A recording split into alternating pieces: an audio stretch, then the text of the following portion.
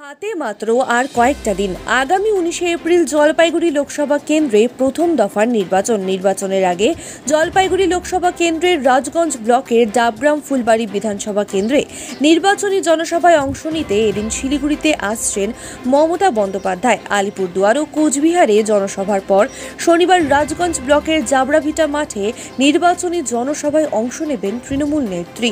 জলপাইগুড়ি লোকসভা কেন্দ্রে তৃণমূল প্রার্থী নির্মল চন্দ্র রায়ের হয়ে জনসভায় অংশ নিতে কোচবিহার থেকে হেলিকপ্টারে মাঠের পাশে হেলিপ্যাডে অবতরণ করে জনসভায় অংশ নেওয়ার কথা রয়েছে তার। ইতিমধ্যেই চলছে সভাস্থলে শেষ মুহূর্তের প্রস্তুতির কাজ, পাশাপাশি নিরাপত্তার চাদরে মুড়ে ফেলা হয়েছে গোটা এলাকা। জনসভায় তৃণমূল নেত্রীর বক্তব্য শুনতে ইতিমধ্যেই সভাস্থলে ভিড় জমাচ্ছেন তৃণমূল কর্মী ও সমর্থকেরা। পাশাপাশি মঙ্গলবার শিলিগুড়িতে জলপাইগুড়ি লোকসভা কেন্দ্রে তৃণমূল প্রার্থী গোপাল লামার হয়ে হিলকার্ড রোড থেকে বাঘাযতীন পার্ক পর্যন্ত নির্বাচনী পদযাত্রায় অংশ নেওয়ার কথা রয়েছে মমতা বন্দ্যোপাধ্যায়ের।